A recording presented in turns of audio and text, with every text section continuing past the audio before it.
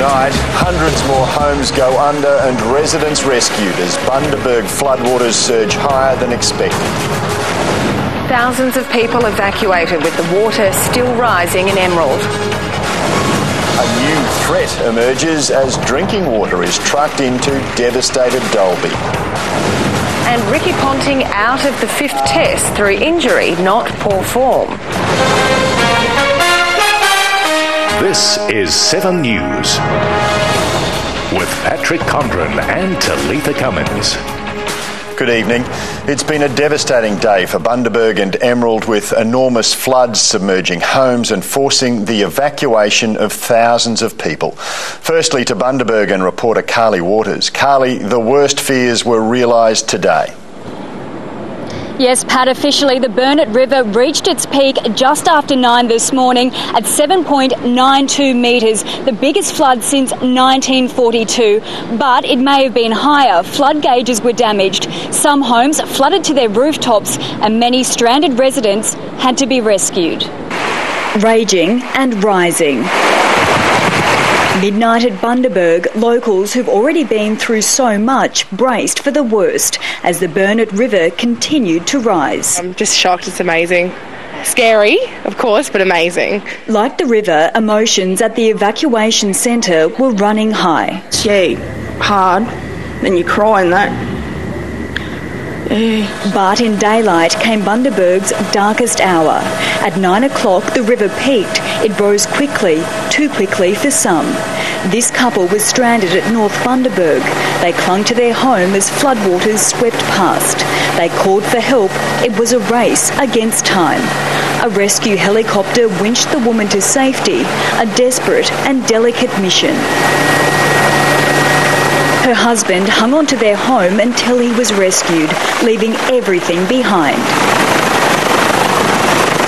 From the air, it's devastating. Homes are flooded to their rooftops. Suburban streets have become marinas for broken boats. Car yards and service stations have gone under. Livestock are struggling to stay alive as sewage seeps into the river and threatens disease. You know, these poor people here, they've lost everything. You know, like, what can you do? You want to cry yourself, you really do, but... One thing you really notice here is that despite the damage and the heartache, the people of Bundaberg stick together. No matter how tough it gets, they say drawing on each other's strength will get them through. Neil Streeter invited us into his home. The river runs through it. He's lived here for 30 years. It's never flooded. 1.5 metres of water is downstairs. Well, you just cop it on the chin and see what happens. You know, hopefully insurance will cover us. He saved what he could. Others couldn't be saved. Well, I couldn't get out in the end. Right. Judy and Jason Hobson checked their machinery business today. It was heartbreaking. Brand new compressors. 100,000 worth, still wrapped in plastic, never even been started. Even Bundaberg's iconic rum distillery is isolated. Everybody will sort of come to your rescue if you need something around here. They'll need it. More than 300 homes have been inundated. Council disaster officials say by the end of all this, around 1,000 people will have packed up and left. Now it'll be days before the homeless are allowed back to see their damaged houses. And while the sun's come out now, there's still plenty of water flowing from the west. This flood is expected to drop very slowly. Pat. Just heartbreaking. Carly Waters in Bundaberg, thank you. In Emerald, they're expecting a peak tomorrow and it'll be their highest flood level in living memory. Already the town is in big trouble. Peter Doherty is in Emerald. Peter, what's the situation there now? Talitha, the water has already exceeded the level of the 2008 disaster and it's heading for a peak of 16.2 metres. 2,000 people are heading for evacuation centres. Soon 80% of Emerald will be underwater. The sound of water is usually tranquil, but not when it's invading a town. Overnight, the Nagoa River powered into Emerald, surrounding units and homes. Last flood, 200 houses went under. This disaster is now certain to invade more. By tomorrow, there will only be a couple of dry spots left. Sewage will bubble out of the drains. It's going to be a horrible couple of days. We know that. It's, the water's going to be peaked for a couple of days, and it's not going to be good. Businesses are also going under, like the Centro shopping centre close to the river, claiming stores essential to recovery like Coles and Target. It's a big blow to the community because we are one of the larger providers for a lot of their everyday needs. 3/4 of Emerald will be covered with water. The Mayor says 8,000 to 9,000 people normally live there. The Red Cross is preparing to look after 2,000. They're counting on the rest being out of town on holidays. It'll be crowded. It's certainly not going to be comfortable, but they'll be looked after.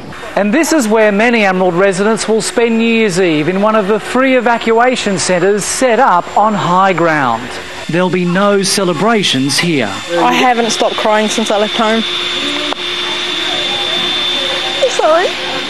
On the edge of Emerald, the water is deeper.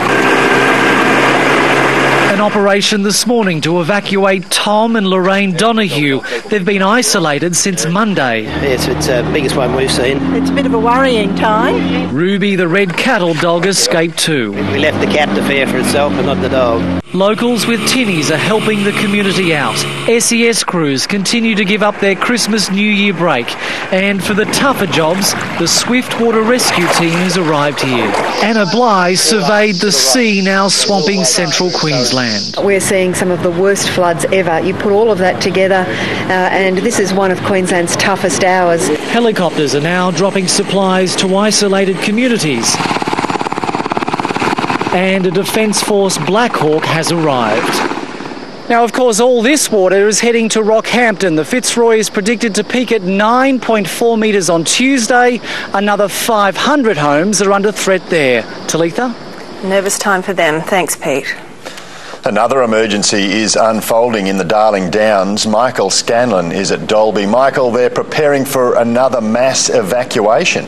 Pat, as you can see, the first of the Black Hawk helicopters has arrived here at Dalby Airport. They're here to take emergency services into Condamine. There, more than 100 people have been told they have to leave their homes. The Condamine River is sitting at 14.2 metres at the moment. It's expected to get to 15 metres, and if it does, the whole town will be inundated. Now, those people from Condamine will be coming back here to Dalby, and they'll be staying in a town that's water is being carted in here because the local treatment plant has been damaged by floods.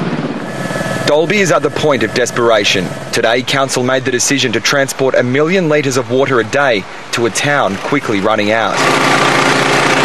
Major flooding damaged the local treatment plant. Work crews have inspected it. It'll take some fixing. In a best case scenario, it'll be 4 days before it'll come online, and worst case probably 7. The reservoir levels had dropped so much there was only 2 days' supplies left. Just something else to worry about for locals struggling with the clean-up. It makes it difficult, but it's not really anybody's fault. I mean, the council can't help it. They're doing the best that they can. We just got to soldier on. Further west, and the situation in the small town of Warra has worsened. River levels rose overnight. The only way rescue crews could get in this morning was by a large tip truck. Most vital services have been cut. It's just that we're running out of, we've got milk there, but it's just going to go off real quick. No, we've got milk there, but it's just not cold. Tanara Bocco is a new mum with another baby on the way. She and her family were forced to leave town this morning. The lack of services and stress was too much. So much water. No water to drink, no power. A little 1-year-old. Jim Dudgeon has been sleeping in his roof for 3 days. There were some boards up there and across the rafters, and I put them together and make a bed out of it and put the pillows up there. His home was awash. He's been without power and fresh water. What was that like, sleeping in your roof for so long? Difficult, hard. Justin and Jacinta James were carried through the floodwaters out of their sodden home. They, along with more evacuated locals, will spend the next few days in Chinchilla's emergency centre, where locals are breathing easier. The predicted water from upstream of the Condamine River hasn't made its way down, and the flood level is slowly dropping. Michael Scanlon, 7 News. More than $4 million has already been raised for flood victims through the Disaster Relief Appeal. Queenslanders wanting to donate can contribute at most banks, online at qld.gov.au/floods or by phone on 1800 219 028.